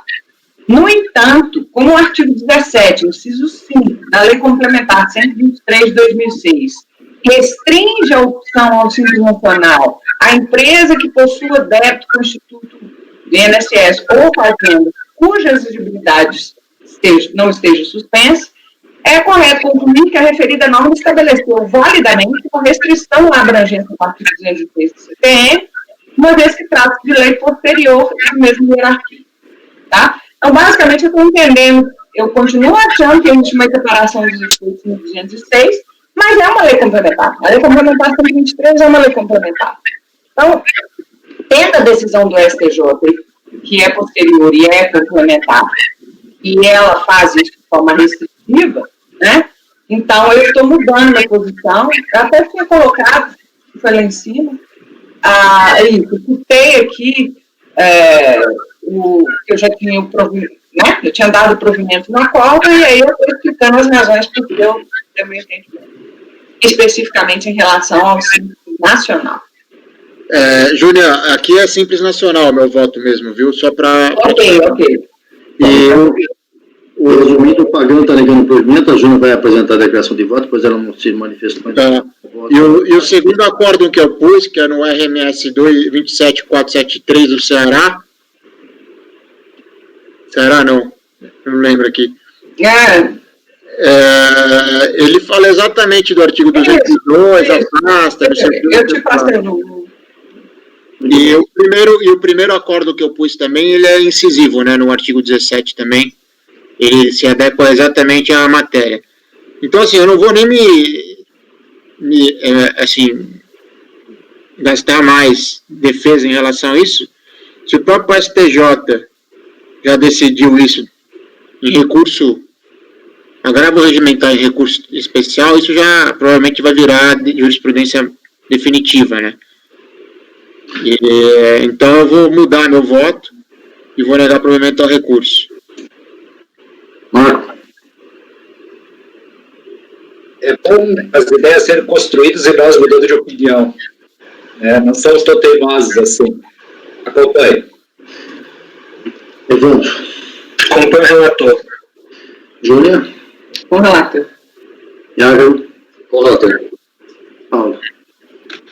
Eu até ia falar com a Júnia, eu entendo o posicionamento do Leonardo e da Júnia, e eu ainda acho que a gente tem que ser, sim, razoável, até porque as decisões judiciais, elas vão ser aplicadas posteriormente, né, caso o contribuinte recorra ao judiciário.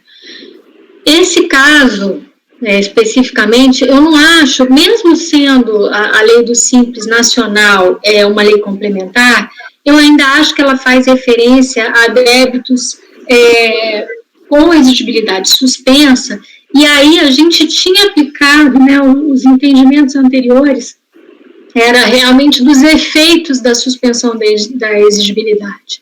E aí, no caso da penhora, especificamente, principalmente a penhora em dinheiro, né, é que se o contribuinte ele saísse vencido no processo de execução, aquele débito ele já estaria garantido e ele já estaria satisfeito. Então, eu ainda não consigo entender uma distinção. Talvez eu vá estudar essa decisão, né, ler a declaração de voto da Júnia, eu vou ler o processo que o Leonardo trouxe, mas eu ainda vou manter minha posição anterior até eu poder estudar melhor, que eu não fiquei muito convencida ainda dessas decisões do STJ. Luciano? Presidente, eu vou na mesma linha da Paula e eu divirjo por enquanto. Divirjo nesse processo, né? Mas a ideia, na verdade.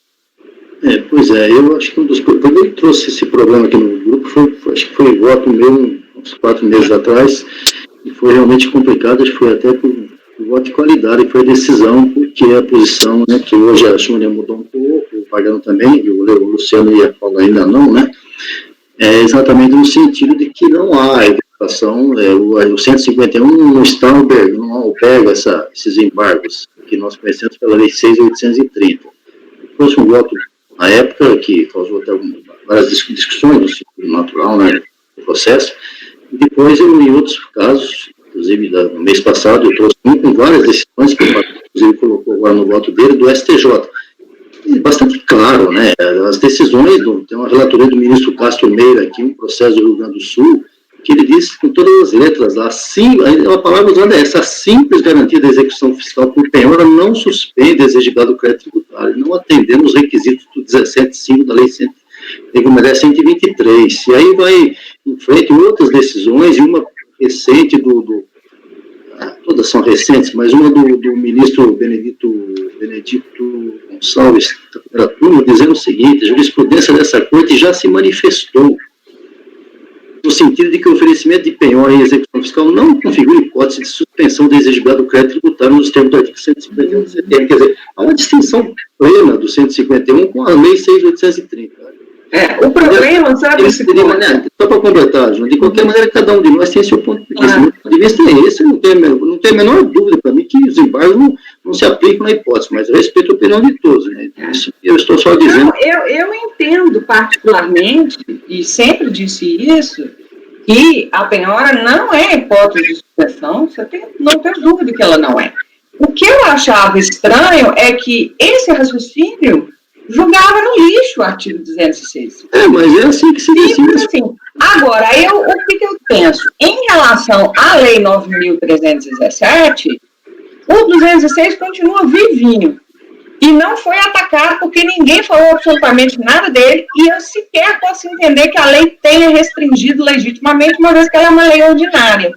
Agora, quando a gente está falando da Lei Complementar 123, aí sim, você pode falar, olha, ela legitimamente é uma lei complementar, portanto, ela teria competência para restringir a equiparação dos efeitos que o CTN fez no caso do Simples. É o meu posicionamento atual. Mas eu continuo achando que, por exemplo, em relação ao Simples Federal, isso continua um buraco. E, pelas decisões que eu vi do STJ, esta daqui eu estou adotando e estou citando porque ela é específica do Simples e ela fala expressamente do 206, entendeu? Agora, as outras, elas não falam, e aí o 206 fica no limbo. Talvez porque a lei lá do Simples Federal deve ter poucos casos de julgamento ainda, a lei já é superada há muito tempo atrás. Na minha opinião é o seguinte, Ciccone, a lei do Simples Nacional não determinou expressamente as causas de suspensão previstas no 151, ela falou causa de suspensão. O STJ, por sua vez, ele indica, assim, que ele entende que as causas de suspensões devem ser as do 151, e determina que o 151 é taxativo, regra taxativa. Isso é taxativo, mesmo que o 206, com a CND, etc., determina a suspensão dos efeitos da execução, ele não causa a suspensão da elegibilidade do crédito, porque 151 é um artigo taxativo. É mais ou menos isso que eu entendi do acórdão do STJ. Então. Não, é isso mesmo, está correto, é exatamente isso. De qualquer maneira, estamos no julgamento encerrado, divergindo os conselheiros, a conselheira Paula e o conselheiro Luciano, e a Júnior tem a intenção de apresentar a declaração de voto. Correto, Júnior? Júnior? Saiu a Júnior. Presidente, eu fui pegar água. Sim, vou apresentar a declaração de voto. Tá bom. Deixa eu ver se tem mais um processo do pagando, depois vamos fazer um intervalo aqui. Tem mais um do pagando, depois faremos um intervalo. É o item 42, pagando. Multicrim. Também exclusão do simples. Já está na base.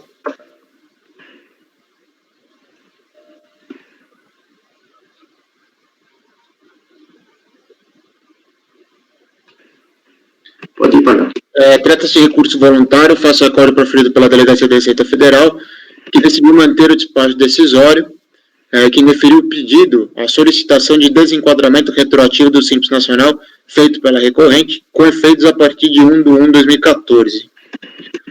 A recorrente requer sua saída do Simples Nacional por entender que a apuração do lucro presumido seria mais benéfico para ela. Assim, apresentou em 13/12/2014 requerimento solicitando a exclusão retroativa do Simples Nacional, com efeitos a partir de 1/1/2014 e para todo esse ano calendário, alegando que durante todo o ano de 2014 apurou e recolheu o imposto da pessoa jurídica pelo lucro presumido e apresentou declarações tais como DIPJ, DCTF, EFD, ECF, ECD, para comprovar que comportou-se como uma empresa que não estava enquadrada no Simples Nacional. O despacho decisório indeferiu o pedido da recorrente por entender que nos termos do artigo 16 da 123 de 2006, a opção pelo Simples Nacional feita pela contribuinte é irretratável durante todo o ano calendário. A recorrente ofereceu manifestação de conformidade, alegando o seguinte: que em 2014 não era optante Simples Nacional e sim pelo lucro presumido, conforme declarações e tributos recolhidos durante esse ano, sendo que a adoção pelo lucro presumido se dá automaticamente por meio do recolhimento dos tributos nessa sistemática. Assim, mesmo que a comunicação da exclusão do Simples Nacional que tenha se dado fora do prazo legal, é forçoso concluir que no ano calendário de 2014 apurava suas receitas pelo lucro presumido, tendo a Receita Federal aceitado as declarações nesse regime. Aduziu que deve prevalecer o princípio da primazia da realidade sobre a forma, que apresentou o instrumento da boa-fé objetiva e a tutela da confiança. Por fim, requereu que fosse excluída do Simples Nacional a partir de 13/12/2011 para efeitos do 1/1/2014. Juntou cópias dos documentos às folhas 48 seguintes. A DRJ proferiu acordo mantendo integralmente o despacho decisório, que indeferiu o pedido de desenquadramento simples com os mesmos fundamentos do despacho decisório de que a opção seria retratável durante todo o ano calendário. Inconformada com o acordo recorrido, a recorrente interpôs recurso voluntário, representou os meus argumentos e o processo foi distribuído a mim. É o voto. Recurso tempestivo e possui os requisitos previstos na legislação, motivo pelo qual deve ser admitido. Pagando, desculpe, qual é o voto? Qual é o item da pauta? Não é o 42? Joia. Nossa, parece que você está relatando um processo meu.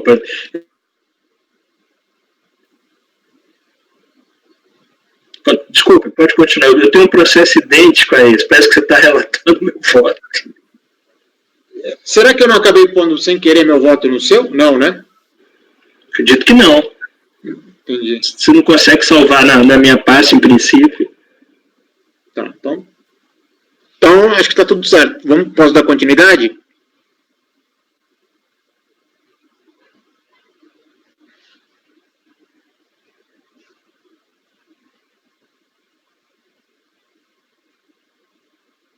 Pode continuar, presidente?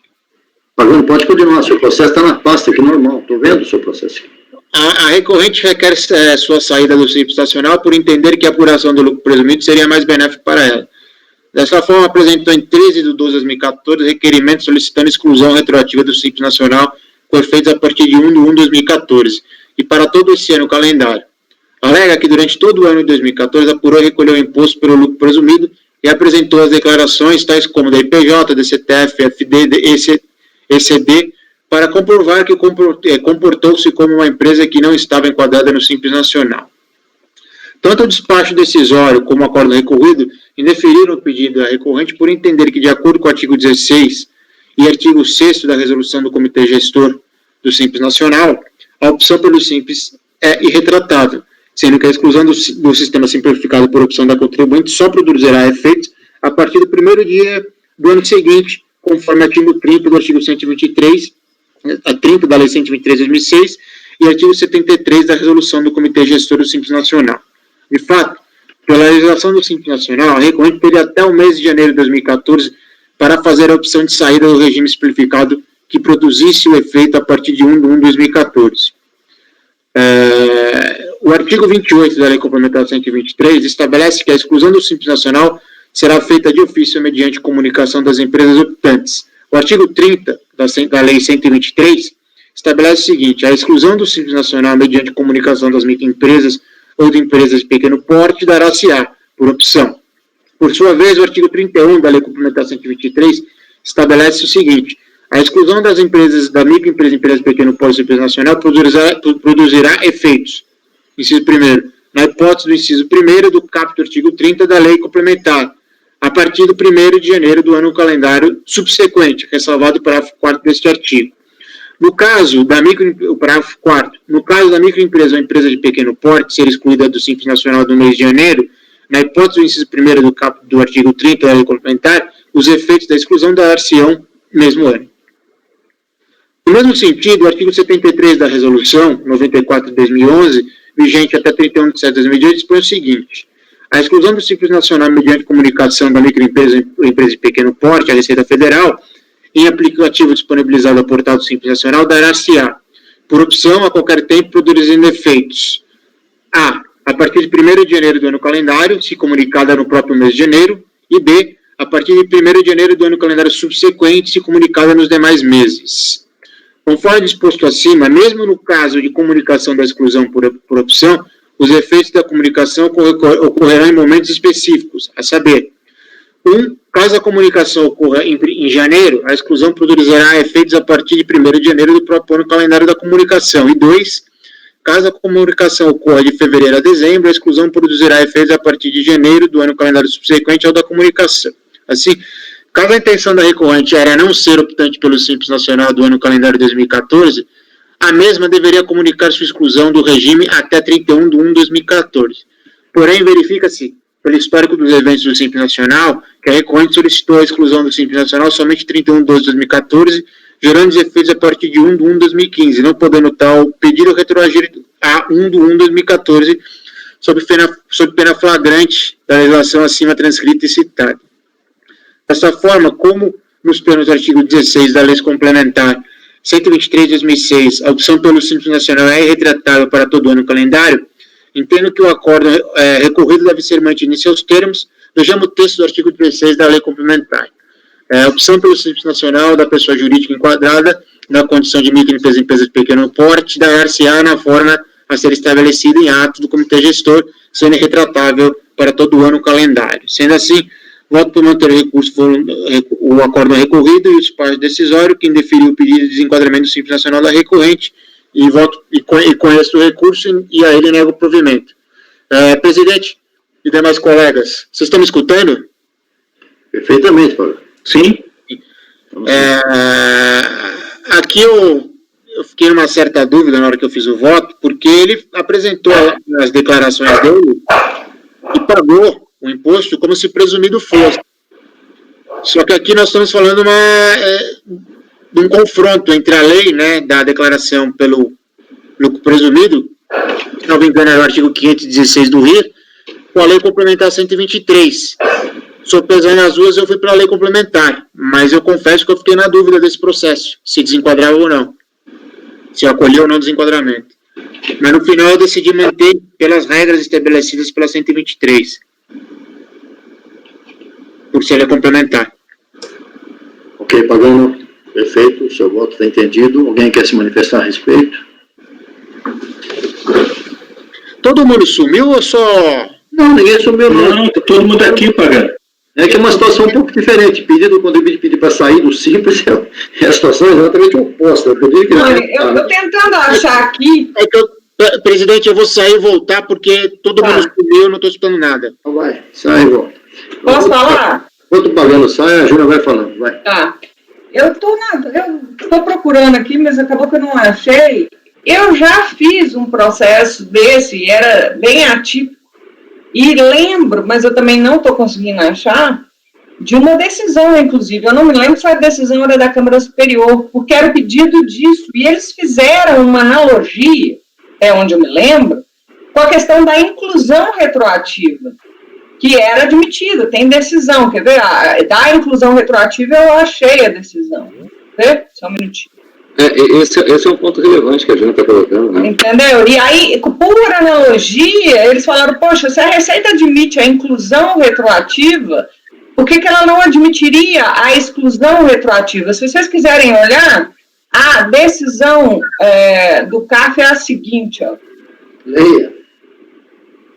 O número é o 9101-002-383. Não é sobre exclusão. Eu me lembro nitidamente, mas agora eu não estou achando, que tinha uma decisão que admitia a inclusão retroativa, tá?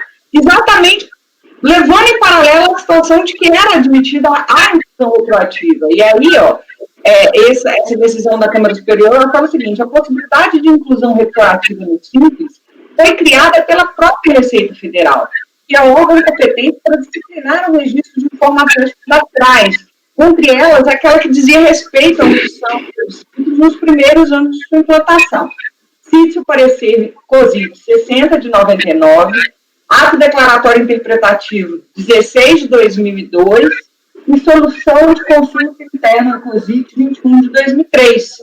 É com base na orientação normativa contida nesses atos que o acórdão reconhecido admitiu a inclusão retroativa da contribuinte no regime simplificado. E aí eu acho que faz todo sentido, porque se você admite a própria inclusão no regime que em tese é mais benéfico, que é a inclusão no regime simplificado, eu tinha que achar essa decisão aqui que eu fiz. Que ela era especificamente uma situação igual a do Pagano, que é a exclusão retroativa. Então, eu acho que o racional é exatamente o mesmo. Mas, Júnia, teve um contexto histórico dessa inclusão retroativa no Simples. O Simples Federal começa, acho que em 97, né? Isso. E para você optar, você não podia ter débitos, os débitos que você tinha, você podia parcelar. Era um parcelamento de R$50 que você ia pagando, né? Então, os contribuintes, na verdade, eles não tinham certeza se iam ter sua opção pelo Simples deferida ou não.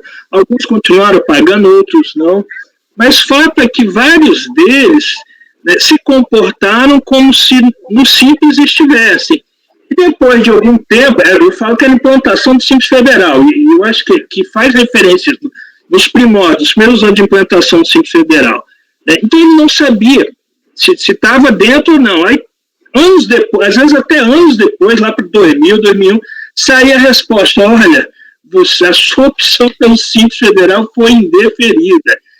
Aí eles alegaram: mas agora que a Receita vem dizer isso, eu estou desde 97 lá pagando pelo Simples Federal.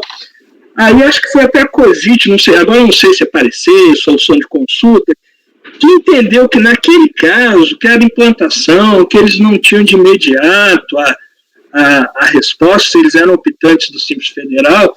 Então, já que eles se comportaram como se no Simples Federal estivesse, apresentando as declarações simplificadas, recolhendo na guia lá do Código do Simples, né, eles poderiam ser mantidos no Simples.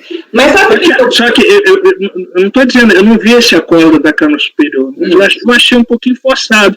Eles pegaram uma situação recente, que as regras do Simples, as regras do Simples Nacional estão claras. Né, que... a minha dúvida é a seguinte, Evandro, só olhando, só para um exercício aqui. O contribuinte, ele apresentou, quando no momento que ele faz o pagamento da primeira cota do lucro presumido, ele também está entendendo para a própria lei que ele está fazendo uma opção válida. Mas antes ele fez... É um regime que, em tese, em regra, né, normalmente, seria mais prejudicial a ele. Mas antes ele fez uma opção pelo Simples válida. É complicada, porque não é falar assim, porque o cara simplesmente errou, ainda mais levando em consideração. Só um minutinho, eu acho que as colocações estão corretas de todos vocês, só que a situação que o Evandro relatou dos primórdios lá do Simples, da nota 317, né, de 96, que entrou em vigor em 97, realmente era uma situação assim, sui generis, que naquele momento ninguém sabia o certo. A coisa evoluiu e hoje, até quando surgiu o Simples Nacional, que o Evandro falou que tem regras bem explícitas e todos conhecem, também deu problema, porque para muitos contribuintes, optar pelo Simples Nacional foi uma tiro no pé.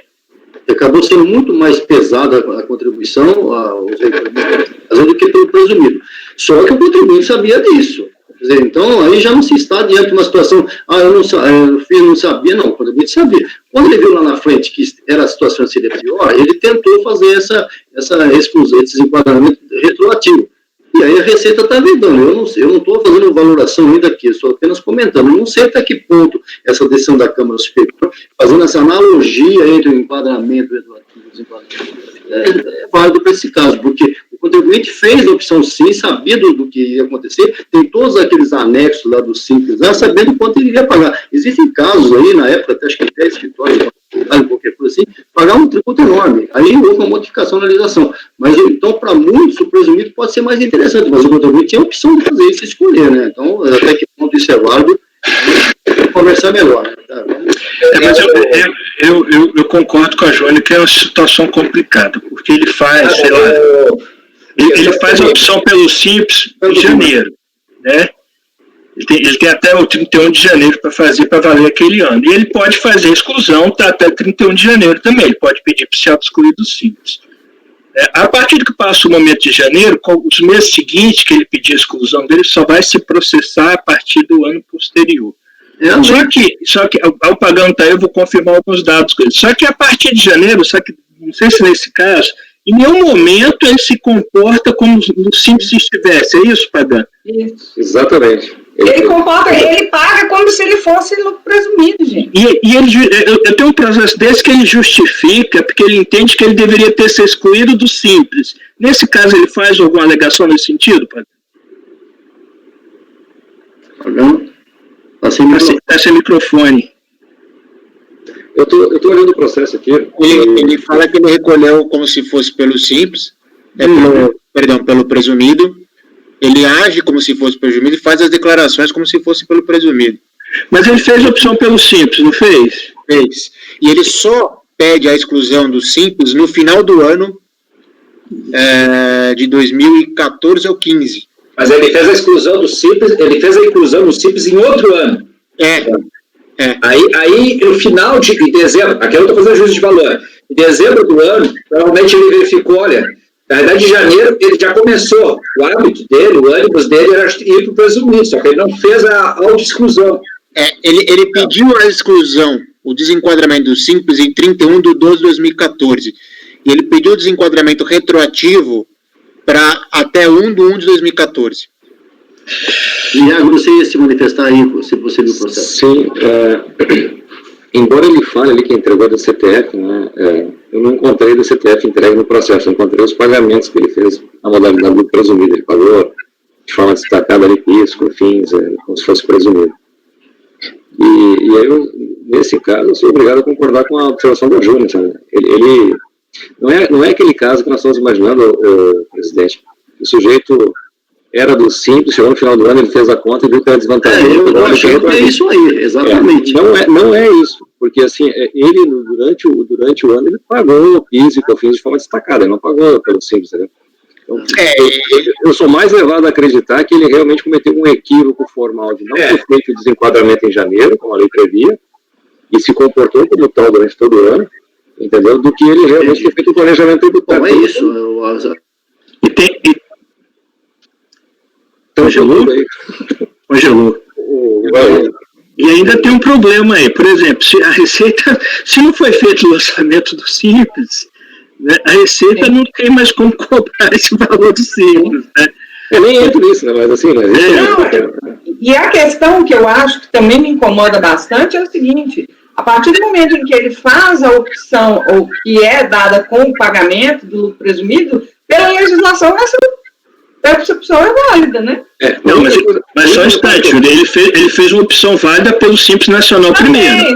Sim. Não, o único reparo que eu faço é que, assim, ele fala isso, né? O Pagani consiga isso no voto dele ali, que ele entregou a DCTF. A DCTF é algo que o cara entrega durante o ano, né? Assim, entregar do IPJ depois do ano é fácil, aí o cara já passou o período, o cara já consegue verificar. Ok. Mas, assim, os pagamentos da DCTF durante o ano evidenciaria esse comportamento dele, essa opção pelo lucro presumido. Eu não localizei DCTF aqui, não sei se seria o caso, né? Investigar um pouco mais do processo. Mas aí a gente estaria criando uma opção dentro da lei que não é contrária à lei, né?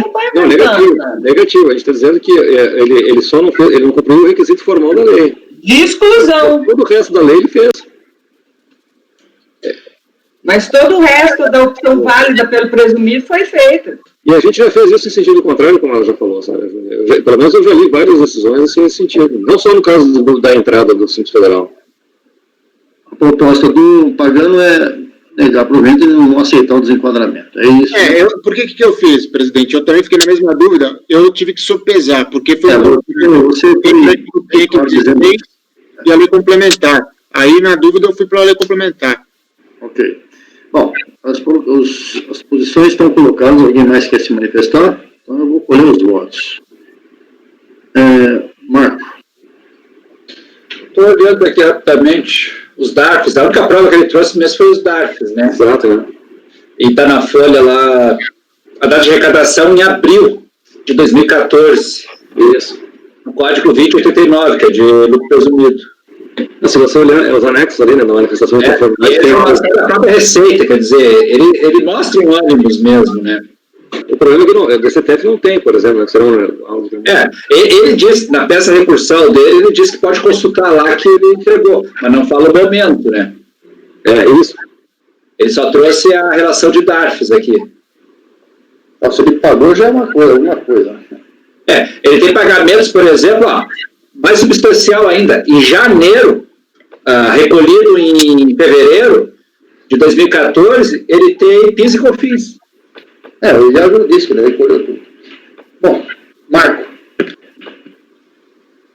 Eu só quero... Todo mundo congelou de novo? Você congelou, Marco? Não, eu não congelei não. Normal. Deixa eu fazer uma colocação aqui agora, jogar um pouco de areia nesse caminhãozinho aí. Isso é muito bonito. Agora o contribuinte vai lá e chega em março, em abril, faz o primeiro recolhimento pelo lucro real e depois continua fazendo tudo pelo lucro presumido. Chega no fim do ano e fala, eu errei lá em março, eu queria sempre fazer lucro presumido e lucro real. E aí? Ele não pode. É diferente. Não. É diferente. Qual é a diferença? Ele se comportou no presumido, né? Ele foi o ano inteiro, ele não ficou esperando para... Mas ele optou pelo simples. Quando ele chegou no fim do ano, ele falou, isso aqui, eu me dei um tiro no pé. Bom, tudo bem, vamos lá. Presidente, eu concordaria com o senhor se ele tivesse pago no Simples e chegasse ao final do ano, fizesse o cálculo e bem querer dar uma aplicada de querer ter arrependimento. Ele não pagou no Simples, provavelmente porque pagar pelo presumido seria mais interessante. Ele pagou pelo presumido. E ele tinha essa opção, né? De optar para desenquadrar. Eu acho que o que ele cometeu aqui foi uma não comunicação. Lembra na sessão passada, a gente teve uma situação similar a essa, né? Não, eu concordo. O problema aqui é que não tem nenhuma prova que em janeiro ele começou a recolher pelo presumido. Não, tem sim pagando. Tem pagando. Ele começou a recolher em fevereiro, de janeiro, PIS e COFINS. Não, isso aí tem, já viram no processo. Aí tem. Não foi de abril? Não foi de abril? Não, abril é o lucro presumido. Da CCL, né? Só que o COFINS é mensal. Então, o PIS e COFINS em janeiro também tem? Se ele for do Simples, não teria PIS e COFINS, ele pagou o PIS e COFINS. Então, e ele está anexo à manifestação de conformidade. Né? Opa, agora você vai manter o voto ou vai mudar? Não, eu vou manter, presidente. Eu vou nesse sentido. Eu vou mudar meu voto como agora? Estou perguntando, você quer visto em mesa para pensar no voto? Não. Os argumentos trazidos na mesa aqui, na bancada, são fortes. Você tinha dito no começo do seu voto que você ficou bastante dúvida a respeito disso. Agora você está dizendo que achou que só em abril que ele teria pago, mas na verdade em janeiro ele já fez recolhimento de PIS e COFINS, ou seja, já mostrou aí o ânimo de não ser um simples, senão não teria pago PIS e COFINS. De qualquer maneira, só vota é negativa no provimento. Vamos lá. Vamos votar. Mas ele não sai disso aqui, Marcos. Presidente, se for possível, mas como é que eu vou fazer? Visto em mesa, mas aí... Eu não sei, eu não vou dar meu resultado ainda. Não, você, o Pagano, sei lá, pode pedir visto em mesa, algum de nós pode pedir visto, e se você acha que pode mudar o seu voto agora, você pode mudar também, você faz o voto verbal. Eu não recomendo, por exemplo, se o Marco não pedir visto, eu peço visto, a gente... Não precisa pedir visto, vou deixar visto em mesa, porque o Pagano está com todo o processo na cabeça, tanto que ele disse no começo da colocação dele, ele disse, olha, fiquei na dúvida, foi isso que você falou, porque eu acho que seria possível correr em tal situação. Por isso que eu estou dizendo a vocês, isso não quer dizer que você seja obrigado a mudar seu voto, muito pelo contrário, estou dando a oportunidade, porque não vou colocar o meu resultado ainda, só por isso. Volto a dizer, eu estou com para amanhã do mesmo jeito. Então já fazemos já junto uma situação só. Vista em mesa, se o processo volta depois. Intervalinho de 5 minutos. Marca uma fala pra gente.